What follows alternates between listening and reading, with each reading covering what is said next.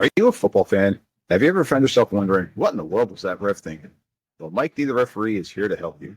Join me on Whistle Talk. I talk to professionals on the field and in the booth to help you understand what is going on inside the mind of a football official.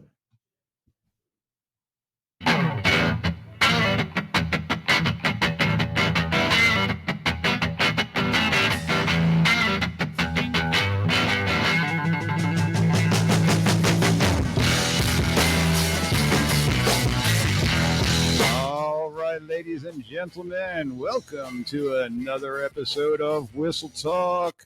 Mike D, the referee, joining you here from lovely New Jersey. We got some tornado warnings coming on later on today, so trying to get this recording in before we have any technical difficulties here in New Jersey.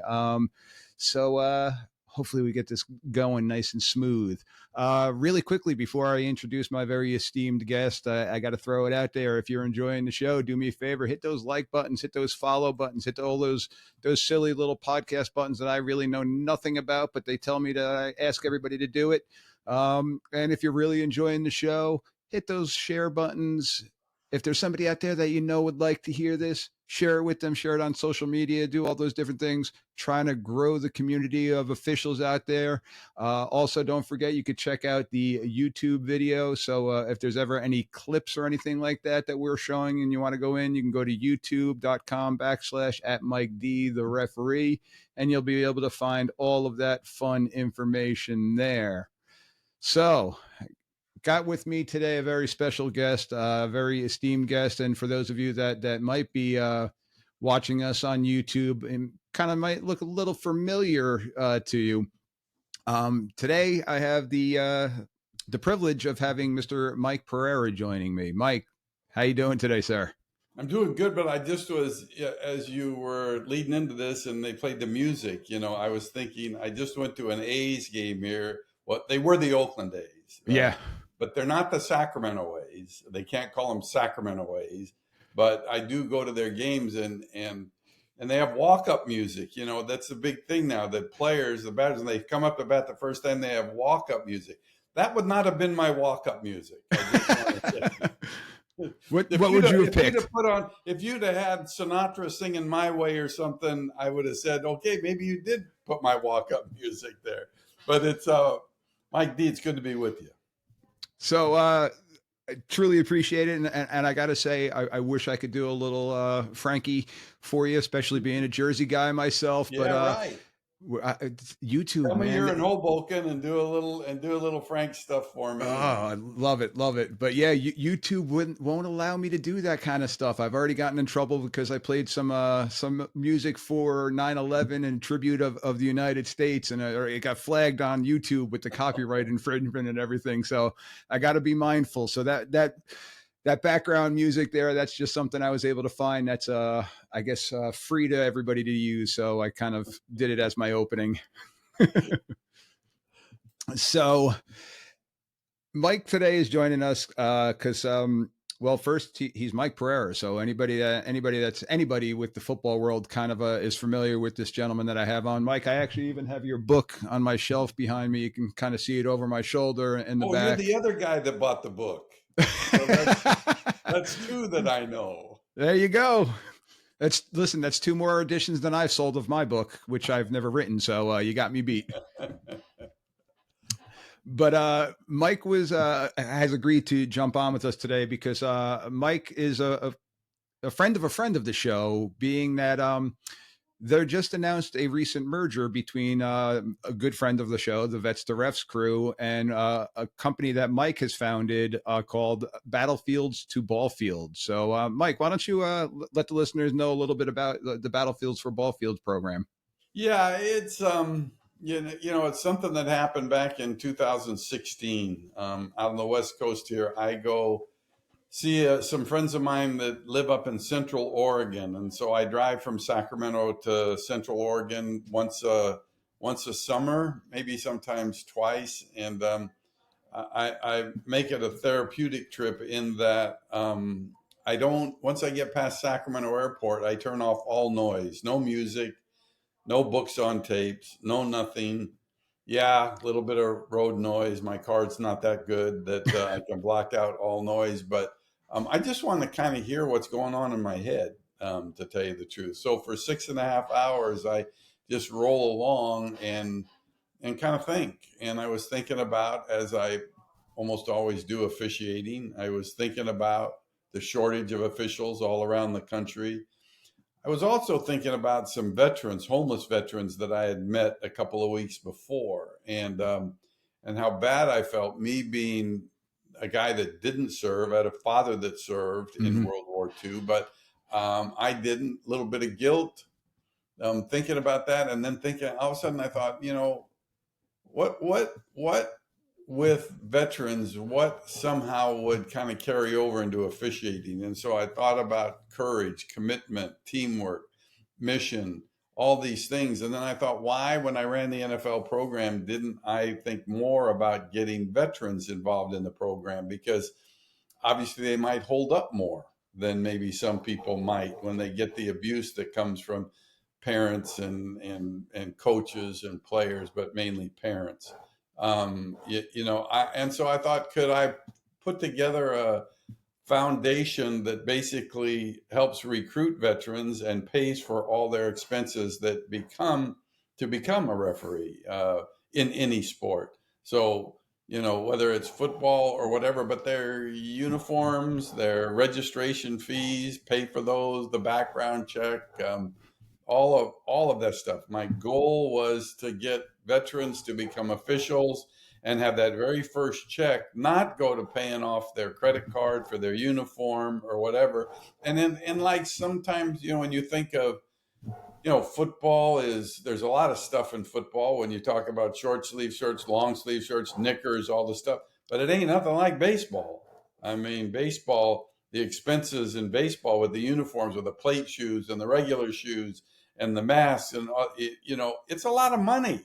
Yeah. It's a lot of money to get started for, I would say, not a lot of money. So you outlay a lot, and it takes you a while to offset all that money. So um, I really kind of felt like that, an idea to do that would be worthwhile. I remember when I looked at my own Wikipedia page before that, what was I known for? I was known for being the guy that got officials out of white knickers into black pants. And if Thank that's you. my legacy in this game, if that's my legacy in life, then I got to do something better than that. And I always wanted to do something, to leave officiating, when I leave it a little bit better, and feel like I at least made a little bit of a difference. And so we've done that now since 2017. We've given 2,000 scholarships, over the course of the time, over 2,000 scholarships now, and we're in 38 different states. We have scholarship recipients in 38 different states, and it's been very rewarding. And what officiating is like once you get into it. The camaraderie with the members of your crew. The sense of accomplish something or doing something. And I always say this: doing something that 99.9% of the population, in this country, doesn't have the guts to do. But you get involved and you put your butt on the line, and it's like really cool. It's really cool. It's hard, it's challenging, but it's cool. So yeah, I'm very proud of what we have accomplished, and what Vets to Refs and Bill and Jeb and his guys, what they've been doing too, which is just pretty much the same thing that we have been doing. And so the fact that we have gotten together and merged our two organizations, we're Battlefields to Ballfields, they're Vets to Refs, and I actually made driver covers, golf covers, for your driver, head covers, and it says Battlefields to Ballfields, and the tagline below it says Vets to Refs. Oh, there So you go. I actually had those done a long time ago, and then along came Bill and Jeb, and we're all in this together now. Yeah, now I had gotten hooked up with Bill, Jeb, and the gang with Vets to Refs a couple months back, maybe about a year or so ago, and just hearing about the different programs that they had going on. I myself, I'm a school teacher, and when I transitioned from coaching to officiating, here in New Jersey, we kind of, in essence, interview crews that we may be interested in joining, just try to feel them out because we have set crews here in New Jersey. And then obviously, then we're looking hopefully to get invited by that crew if a spot opens up. But the one thing that a lot of the crew, a lot of the white hats kept on saying to me is, "Oh, you're a teacher. You know how to handle the kids. You know how to deal with parents and different things like that." And so for me, it felt like a rather easy transition going from coaching while still being in teaching to being on the football field with the kids and being able to communicate with the kids and whatnot. And then when I heard about the different programs and involving veterans, and I'm like, this just makes way too much sense because if there's anybody in this world that knows how to deal with adversity, it's going to be our veterans out there for what they've done, the training that they've done, the mental standpoint that they've gone through. I think it's kind of it's almost a no brainer, and I'm happy that somebody with a brain came up with these ideas because I certainly didn't think of it initially, but it makes so much sense. And not only does it just make sense for us selfishly on the officiating side, but you're giving back. You're giving back to these veterans that have given so much for us to be in the situation that we're in, to be able to go out on a Friday night and officiate a game, for me to sit back on a Sunday afternoon and watch the NFL games and feel comfortable just sitting there and enjoying it, that these veterans put their lives on the line. So I truly love all the aspects that you guys have going on with these programs. And I pulled up here the website, Battlefields to Ballfields. So you can see there's Mr. Pereira there in a meeting here. But right on it, there's an ESPN 30 for 30 clip, and it's got all the different things here. So I'm going to share this website. It'll be on the show notes at the end, but it's Battlefields, the number 2 to ballfields.org. For those that are listening, it's definitely something that you guys and gals got to go take a look at. And again, I know my spiel. If you know anybody, share the episodes out. If you know a veteran out there that's looking for something to do, that is involved in sports or wants to get back involved in sports, share this information out to them. It's just a great thing for everybody involved. Well said. I agree 100%. And I think that, for people that have gotten involved with it, now you're a coach, you were a coach. I don't, that's, you drive a lot of people, a lot of referees nuts. Yeah, As a coach, don't hold it probably. against me. Yeah.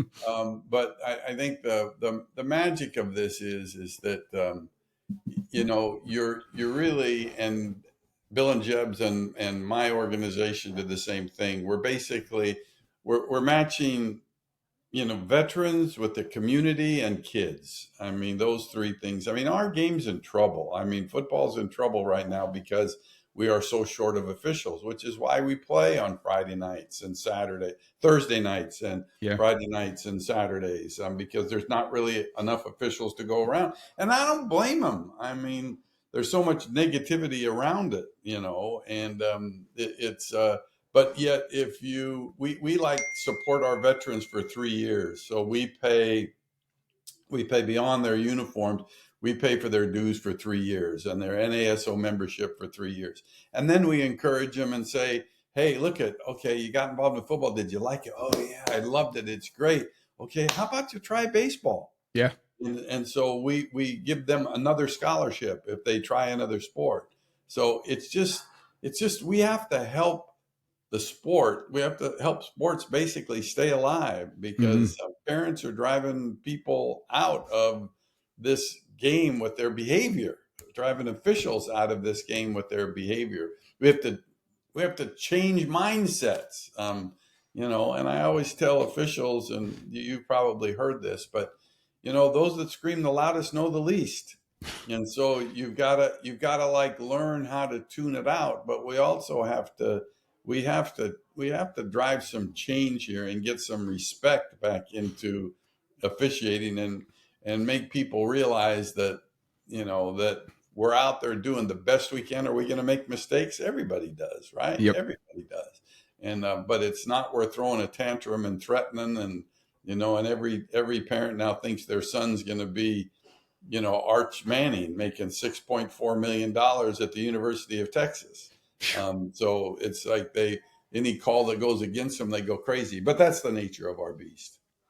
And you, with your history being on the field from the collegiate to the NFL, how many times did you turn to a coach and say, "Coach, why the hell did you make that call?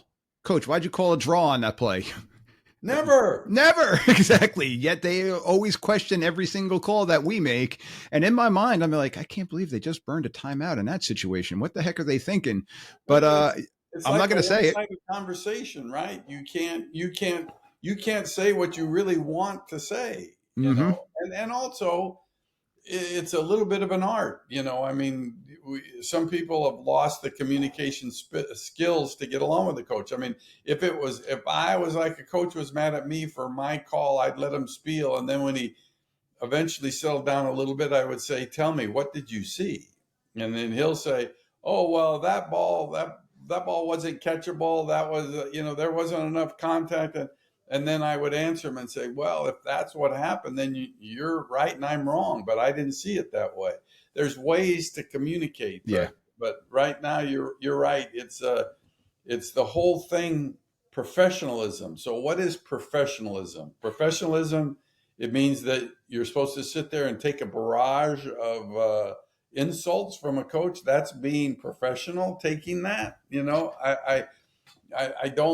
I don't buy it. And I mean, how many coaches did I flag over my time? I don't know, maybe one, man, and I can't even remember, when that was. Yeah. But you understand their passion. You understand that they have like no control over you, and that, when you're a coach, you were a coach. You control just about every aspect of your Yeah. team, and it's, I mean, to win a game must be euphoric. I think coach, to lose a game must be heartbreaking. But yeah, we're gonna turn the other cheek. We're gonna be professional, I guess, if you want to say that. But it is a bit of a double standard.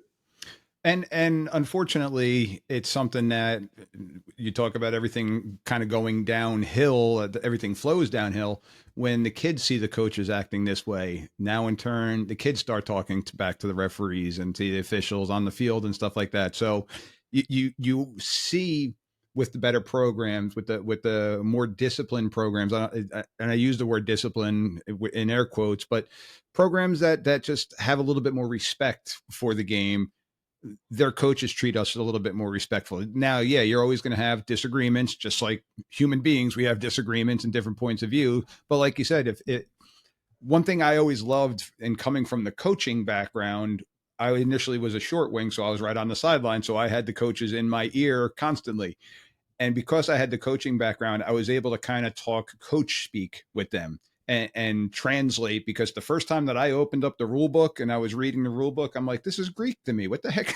I've been coaching for 20 something years, but why can't we just say the offense and the defense? But now I get it a little bit more, but now I had the ability to explain it to the coaches in a little bit more coach speak.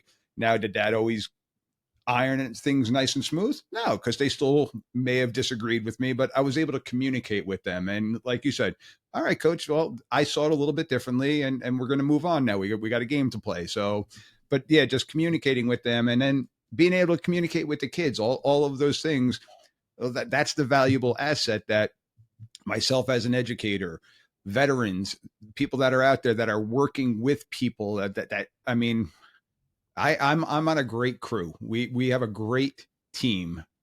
The third team on the field, my crew that I work with. And I think any veteran can attest to how important that teamwork, that ability to be able to work with other people, it comes natural to them. So I just think that it's just such a seamless type of transition, in essence, for them.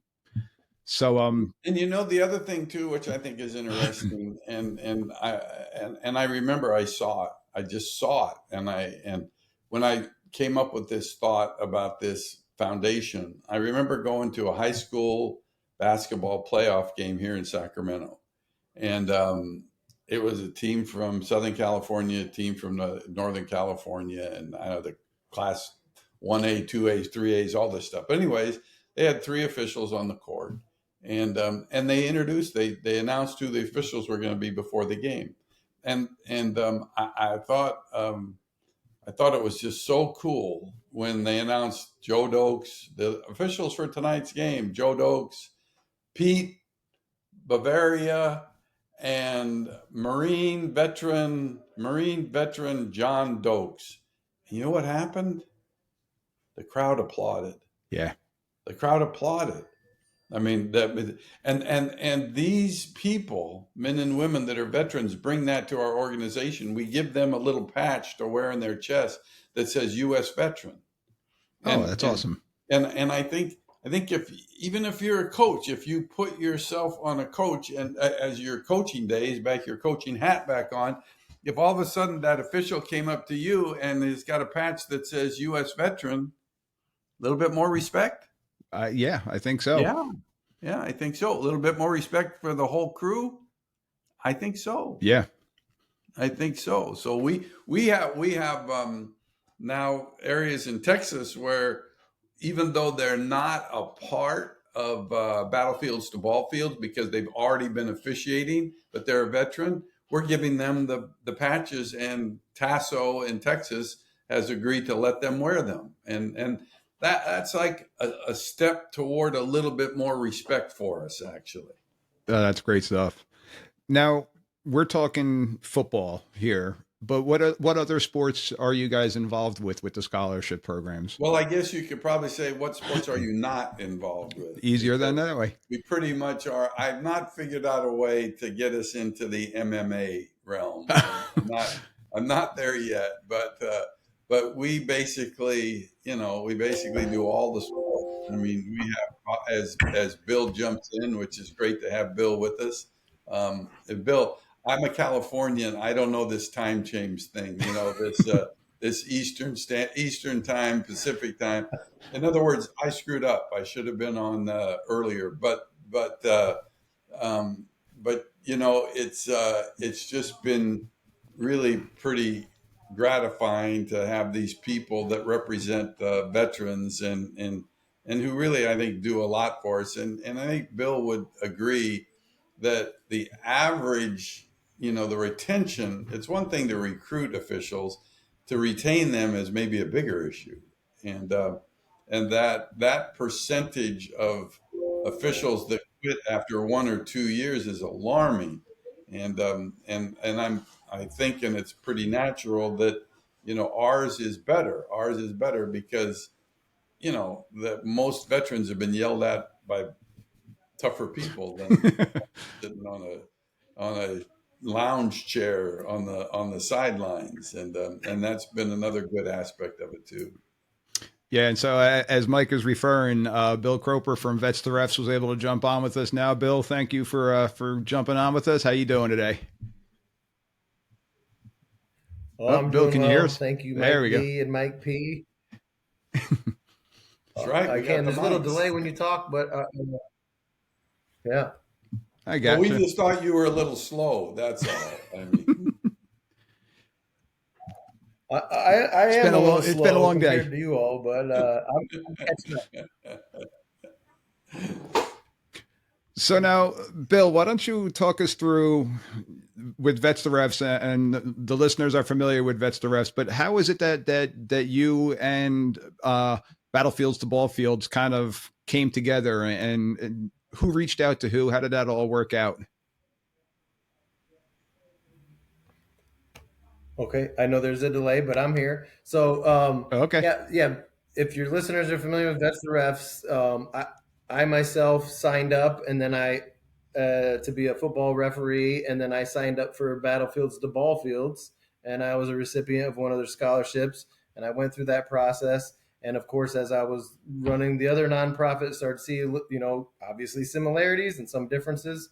And so I exactly don't know who reached out to who first, but I think it was myself. I think I reached out to whoever. I think it was Melissa at the time, just bouncing back information to me, and was put in contact with Mike and Bob out there, and then even with Dana Pappas, who's on the board at B2B as well. And so once, small community, tight knit group, we all take care of each other. once we started talking, we just felt the need that we should work together. And then after a couple other meetings and time went past, Mike and his group just had the idea for us to merge into B2B, and we'd take on a Midwestern representative role and continue to help veterans without like the confusion at the beginning. So we're super happy about it. Yeah, and I think it was a natural fit. I actually call it, and I'm going to a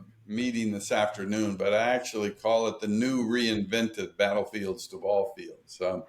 Because we with Bill and Jeb and Vets to Refs now, it fits kind of part into my plan on how I oversee Battlefields to Ballfields, which is to not just issue scholarships, and not just pay for an NASO membership, but to have a more personal relationship. And so if we can get people like Vets to Refs who will work a little more closely with the people in the Midwest, and we almost call it like the old Big Ten footprint, not the current one. But if we can have people like Bill and Jeb and some other areas to where they can follow up a little bit more closely, because like I say, we are at 2,000 or so scholarships at this point, then it takes us to another level to try to keep them involved and not getting frustrated and quit. So yeah, I call it the new reinvented B2B, and we're going to I'm having a meeting this afternoon, and Bill doesn't know it, but he's probably going to be hosting a golf tournament in his in his future coming up to maybe raise a little bit of money for our organization. And Bill's coming on our board, which is even better too, which is terrific. So the partnership to me is fantastic. Oh, congratulations, Bill. That's awesome. So my question then, and Mike, we were kind of referring to it before Bill was able to jump on, is I asked what sports do you do? And you said, well, what sports don't I do? And I just want to bring some attention to that, because I know you mentioned you're also working with people to maybe now pick up a secondary sport as an official, or even a tertiary sport as an official, because in New Jersey, we do have 3 seasons. We got I call football season the fall, but then there's the winter, the indoor season, and then the spring season. But my kids are heavily involved in sports in all aspects. And both of my kids play sports all 3 seasons. So my daughter plays lacrosse. She plays field hockey. She does winter track. I know with the 2 outdoor sports, the field hockey and the girls lacrosse, I see the same officials every week. Every week, it's the same 2 to 3 or 4 people that are kind of rotating around. My son plays baseball in the springtime. I'm seeing the same umpires that are out there, the same basketball officials during basketball season. So getting more exposure and working those second or third sports, that's something that your company does work with, and helping them with scholarships for that. And a lot of times the uniforms carry over from one sport to the other. So it might not be necessary for the uniform, but paying to get that class, to get that certification, different things like that. Are all those things what the scholarship money can go towards? Sure, certainly. I mean, and I think the wonderful thing is, and I think of Jamison Pilgrim in Rochester, New York, who was really kind of a lost soul with PTSD, and what we do in officiating is never going to cure PTSD, but I did have a doctor tell me the beauty of our program when it comes to veterans with PTSD and those that are struggling is that it's a sustained diversion. It's not a 3-day weekend, where you go once a year and have these programs. This is something that, as you all know, keeps you occupied 4 days a week. I mean, you could say, okay, I'm going to officiate on one game on Thursday and one game on Friday, but then you're reading the rule book every night, and then on Sundays, and you're watching NFL football, and well, let's see, what did he do in there? Oh yeah, I mean, I'd have made that same. You're involved with it all the time, and Jameson got involved, and it did turn his life around. He had suicidal thoughts, and got involved in this, and he read about it on his own. He saw it on the internet, and he signed up and told his fiance, "I think I found something." And Jameson now works for sports, and he stays involved with officiating all year long, which is terrific. And it's that type of story that Bill and I are looking for. I mean, it's that type of thing. Ultimately, our goal is to get more people involved in officiating. Ultimately, that's our goal, because we recognize the shortage in most all of the sports. But then, almost equally important, the fact is that we give veterans an opportunity to be part of a crew again is is really is really almost just as important. So it's very cool. Bill, anything you wanted to add to that? Yeah, yeah. You're still coming in a little moment slow, so sorry for the delay there. But yeah, Mike said it all very well. I would just say I know that like we've used the phrase like community and purpose and passion, and when you reinvigorate a veteran with that purpose, I mean, it's not that you're coming out here saying we're trying to stop veteran suicide or we're trying to help someone with PTSD, but those are the side benefits as to while you're being active and you're outside and you're getting along with the gang and you're meeting after the game to sit there and say, what could I have done better? I'm just trying to learn. Those are the things that like it brings you right back into camaraderie with the group while you're on the ship or flying around or in the field. And those things are, it's basically immeasurable, right? I mean, you could probably go with some statistics here and there, but one person, we save one person, that's an unbelievable, unmeasurable side benefit to what we're actually doing. So definitely proud to be part of that. Yeah, and I love how both of you brought it together, and I could say, as somebody, I suffer from PTSD. Obviously, I'm not a veteran. I got into a couple of really horrific car accidents, and I was in denial for a while. I sought professional care because I didn't know what the heck was going on with me mentally, and I always just associated it with veterans, with police officers, and things like that. And they're like, no, that it's something that it's how your mind. I'm lost for words right now, but it's real. It's something that can happen to not just veterans. And I know that working the football games, working the sports aspect, just that time frame away, like Mike P was saying, that time frame away, it's keeping my mind now focused on something else. So I'm focused on that game, and I still love the energy of the Friday night lights and working the high school games with the kids and knowing how hard they worked. And it takes my mind off of some of the negativity that could be in the outside world at that point in time. And then, Mike, as you were saying, I sit home and I read the book, and I do silly little podcasts like this just to keep me busy and to keep me enjoying the sport and hopefully help grow the sport. But it's a lot of different things like that has helped me. And this podcast, it takes a little bit of time, but my wife understands that it's something that I'm passionate about. It's something that I can put my energies towards and hopefully do good for other people that are out there. And it's helped soothe me. So if that's something that becoming an official can help other veterans or other people who possibly, like you said, with PTSD or just who are just searching for something, like you were talking about Jameson, who said he was lost, just to be able to find something and be reinvigorated again. That's just awesome stuff. Yeah, and I'm glad your wife understands that. My wife doesn't understand why at age 75 I have an NCAA college rule book on my nightstand. I should have more CJ box or something like that. But we all know to get to, once you get involved in this, it just gets so deeply into your blood. I mean, and I officiated my first game. I mean, in 1971, I officiated my first game. So I've been at this for 54 years. I mean, it's changed its form from starting in 1971 doing Pop Warner football games in East Palo Alto to now being a rules analyst on Fox. But it's officiating. I mean, it's officiating, I mean, I have the best job in the world because I'm still involved in officiating. I don't look at it as being involved in football. I feel that I'm still involved in officiating, and my brothers and sisters are out there doing it, and I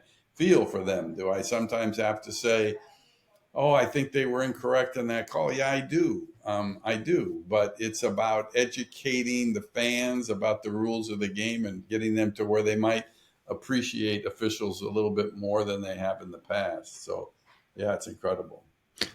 So, Mike, you kind of led me into where I wanted to talk to you about. Now, you're working with Fox Sports as the rules analyst, and you've had years of being the VP of officiating with the NFL, and prior to that, being an NFL official, college official. So you've seen a lot of different things. Do you get pushback from other officials because you're kind of critiquing a little bit here and there? I know we're talking about the way to talk, and I've seen what you do. I watch the games on Sunday, so I don't think that you're ripping anybody, but you're kind of critiquing, and it's something that as an NFL official you're going to get graded for anyway after the fact. Am I correct in saying that? Sure, sure. And I don't get much negative feedback, and I think there's a reason why I don't, because I always said, I mean, I always told them when I went into this business, I said, I'm going to disagree with you, but I promise I will do it respectfully. Mm-hmm. I won't use harsh words. You know, I won't say horrible, terrible. I won't say that. I mean, you know, and so be and I, except for one time, I strayed one time, but we won't talk about that. But otherwise, I've been pretty true to it. But I think here's the thing, and from being on the field in games that where the media is involved, um, you're resentful. I was even on my short on-field career, 2 years. I was resentful when a guy that played quarterback and never officiated in his entire life would criticize you to such a degree that it was basically piling on. So, Mm-hmm. you know, I mean, Troy Aikman has always had the reputation of being a guy that is really kind of pounds on the officials, and you know, sometimes they're not even right. And then, secondly, they've never done it, so they don't understand how difficult it is to do. Whereas me, I've done it. I mean, Yep. I've done it and I understand. So you, you like, you can tolerate the criticism a little bit better by somebody who at least has understand it and has done it. And I think that's been pretty true for Sterator and for John Perry when he was doing it with ESPN, and for Dean Blandino, who ran the officiating program. They've lived it. And I think the interesting thing, like even with Troy, you know, I talked to him about that. And then when I was with their crew and I was standing next to Troy, he had a tendency to criticize less, you know, because all of a sudden they have this rules analyst that happened to be standing next to him. So he showed much more restraint. And I think this too, that whether it's CBS or ESPN or Fox or NBC, the fact that the Pereiras and the Blandinos and the Russell Yerks and the Sterators and the Macaulays, but we're teaching them. I mean, I do a teaching tape Yep. every week, and I send it out to the NFL announcers on Fox. I send out one to the Big Ten network announcers and the Fox college announcers, and it's all about teaching. So they're teaching videos. I kind of adopted the philosophy in 2010 when I first did this. These are my new officials. These are my new guys, and so and then I spent time with them. And I realized he didn't know anything, for God's sakes. I mean, and you couldn't expect them to. I mean, I was officiating since 1971. I've been reading the rule book for 50 damn years. They've never read the rule book. And so they kind of, you know, as a player, just think about situations they may have had. And so I've spent a lot of time actually, you know, trying to teach them. And I do think now that across the board, and of course I'm talking football basically here, that they're better. They're better than they used to be. And I think they realize now they have a better understanding of the difficulty. And they have a better understanding of the fact that, you know, I'm like this crazy guy that says the officials are right 99% of the time. You know, an official, we think about a game, and if you were to take an NFL game, I mean, there's 150 plays in an NFL game. Well, guess what? There's probably 10 different decisions that you have to make on every one of those plays. Yeah. So there's 1,500 decisions that have to be made on a football field during a NFL game. More in college. There's 170 plays there. So there's 1,700 decisions. And you know what? You make, to be honest, you make 4 to 5 decisions, incorrect decisions out of 1,500 during the course of a game in real time. I don't know any test where that would be considered failing right there. That is Four a mistakes. That is a fact. And I don't know of any other avocation where somebody's going to hold one mistake against you and forget about the other 1,499 correct decisions. So they're good. We're good. We are good, but we have fallen prey to technology, and so we're more exposed than we've ever been, and fans are more invested than they've ever been. You know, back in the day, I mean, you were a fan of your home team. No. Fantasy? Yeah, fantasy football. Fantasy football? I have my fantasy team, and so, you know, I'm now invested because I'm owner of a fantasy team. Gambling?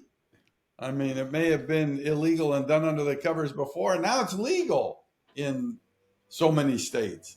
So you're just more exposed, and there's more to it. And players are bigger and faster, right? They are bigger and faster. And generally, I think you can generally say this at this point with the industry, the way it is, players are getting bigger and faster, and officials are getting older and slower.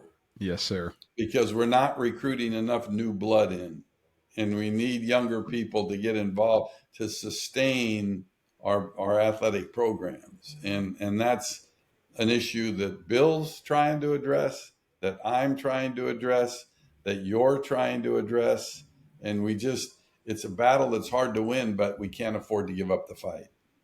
Yeah, and it's great that you're saying that somebody like Troy Aikman, who I enjoy listening to Troy. I think he does a great job as an analyst for all the different. I don't even know what channel he's with anymore. I'm assuming Fox, but ESPN. He's with ESPN.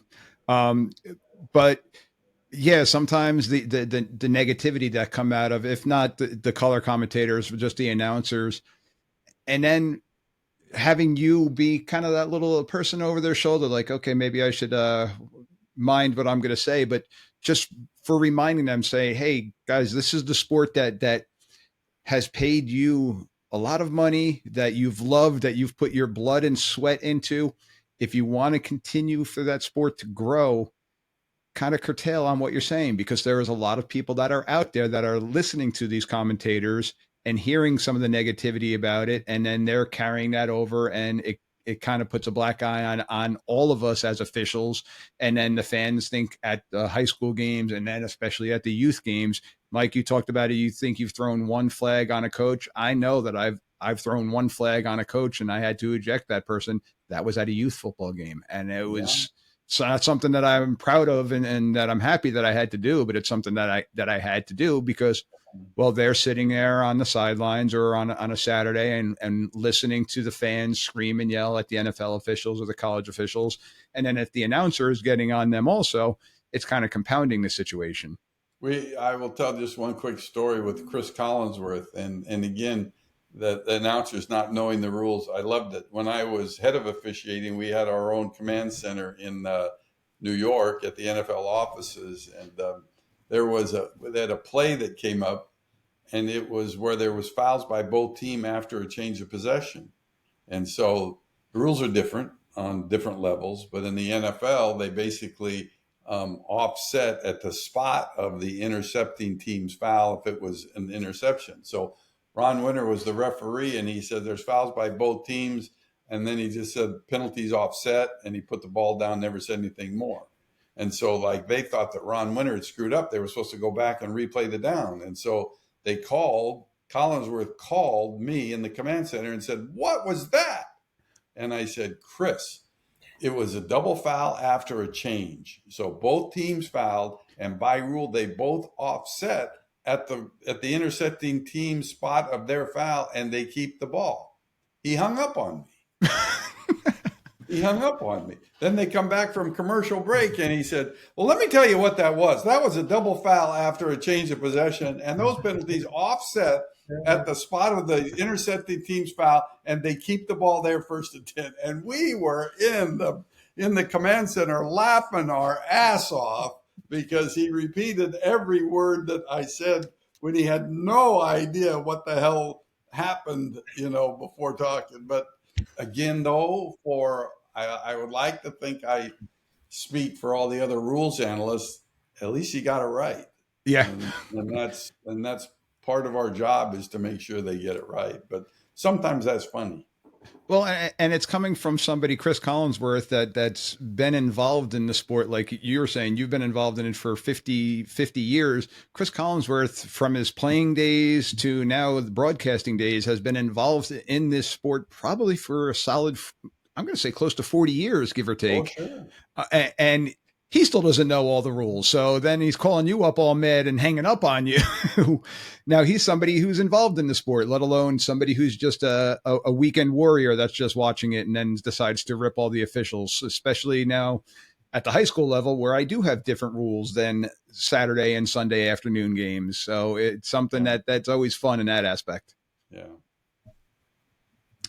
All right. So we're kind of getting close to our 45-minute mark here. So, Bill, I want to turn it over to you one last time. Just on congratulating you with the merger, congratulating on a board appointment here. So that this is all good stuff. Any last words you'd like to leave the listeners with? Oh yeah, thanks for having me on, Mike D, and thanks for having Vets to Refs be part of your Whistle Talk podcast. Hopefully, we can get the B2B promo rolling for Whistle Talk. I could chime into all those stories. I really think it's funny. I do think, at some level, someone could take a look at those differences between high school, college, and pro and see, is there actually a reason for them to be different? Because that is a lot of the frustration from the fans who are watching it, drunk on Sunday, and then they show up on Friday and it's hard to understand all those differences if there's not a reason why. So that's one takeaway. And then I'd also say, I think I shared this idea with you earlier, is Mike, you should push for an official just to be on the air at all times, whether you're interested or not. But I mean, the quarterback angles gets boring after a while. Okay. You got the pre-snap read and you know what the defense is doing. That's great. You're counting people in the box, but there's a lot more to football than just what the quarterback's angle is from the announcer's angle. Yeah, but these high priced, announcers, color analysts, and they don't like to share the microphone. I mean, they don't like to share the camera. It's all about them. And I found out when I first went to work for Fox, when I first went, it was like a novel, and it was a novelty, right? So, I mean, I would, like, every time there was a sideline catch that was ruled, they would say, "Mike, what do you think about that?" And I'd be in the studios in LA, and it would go to review. I mean, "Mike, what do you think?" Well, I mean, come on. The guy had 2 feet clearly in bounds or with control. There was no question it was a catch. "Mike, what do you think about that?" "Oh, that's a catch." "Mike, you've got 59 in a row now that you're right on. And so then all of a sudden the novelty wore off, and then all of a sudden you only get the hard ones. Yeah. And you don't get the easy ones. And then I became cognizant of the fact that I was thankful by my contract that I didn't get paid by the word spoken, because then I wouldn't have made any money at all. But I think you're right, except I think that, the game itself is probably more important than trying to figure out a particular rule. And we're there for the tough ones. But the other thing, I think my last comments would be to both of you and to anybody that's listening to this: where do we need to exert our effort here? Where do we all want the sport to go on, and we all want officiating to go on, and I think really what we got to do. I mean, we can't look at it as one big picture and say, let's attack the whole thing. I think we have to, attack's the wrong word, but I think we have to bring the parents over to our side. Yeah. I mean, because here's what happens, and it happens in every sport and every level. Who ends up doing Pop Warner football? First year officials. That's where you put them. You put them. So they're the least equipped to handle a game, and we put them in this area where they're going to get the most abuse. And so they go there and they don't know all the rules yet, and they don't know, and then they're thrust into these parents that are screaming at the sidelines, screaming at their lungs, challenge them, walking out on the field. I think we've got to figure out how to attack that group, because we lose more people to the abuse from the parents, not from the Mike D's, not from him, the coach on the sidelines, not from the players. It's from the parents. So we have to figure that out. And I think that, I mean, if I had my wish, any parent that wanted his kid to play football or baseball or basketball in the youth level, anyone, I don't know what the costs are. I don't really care what the costs are. But any parent that does that has to be by rule of the local association or the local league. They have to agree to officiate 2 of those games, not of their kids' games, but their own kids' game, but 2 other games. They have to attend a class for an hour, and they have to work 2 games. Let them see how difficult it is. And maybe they get a little better appreciation. And then you know what? Maybe they actually put their butts out there and they go, wow, this was fun. Yeah. This was fun. When my kid's done playing, I'm going to sign up to become an official. Or maybe they just say, oh shit, this is not for me. Screw it. It's hard. And maybe you don't make any progress with them, but I do think for a group of them, you might. So I just think we have to attack this parents thing and the youth level sports, and because that's where if I'm a guy that's out there and I'm uncertain about what I'm doing, and then I have these parents yelling at me, and maybe like me when I did Pop Warner football in 1971, I got paid $10 a game, $10. I thought it was big bucks then, actually, in 1971. But you know what? Maybe then you think it's not worth it. Yeah, it's not worth it. And so you have this horrible retention rate, and through that NASO survey, all the officials, what's the worst group when it comes to sportsmanship? Is it coaches? No. Nope. Is it players? No. Is it the administrators? No. That pretty much leaves only one group. Yep. So I think that's what we got to attack. And you got my wheels spinning in my head, because back in the day, I used to run my kids' lacrosse league, and we would have the wee little ones, lax kids and stuff like that, they called it. But we would pull the parents off the sidelines and say, come on, you're going to come coach. You're going to come coach your kid. We're going to give you the drills, and you're going to come coach your kids and see, because we were looking for other coaches. So maybe if we can find something like that at the different levels, come on, you're going to be on the field officiating the game with your kids out there at a lower level and things like that. Maybe that's something that we could work in and try to figure that out, or get one to mirror to shadow another official that's on the field, and let them be in the field and see what's going on and see what we're looking at and things like that. So I like that idea. I think I'm going to see what I can do around my parts here. That's perfect. I love it. So, well, gentlemen, I want to once again thank you both for taking the time out of your busy days. And to the listeners out there, Battlefields2ballfields.org, Battlefields, the number 2, ballfields.org. Check it out. I'm going to have it posted on my site. It'll be posted in the notes. If anybody has any questions, they can, Bill, how can people possibly reach out to you? Is it just go to that site?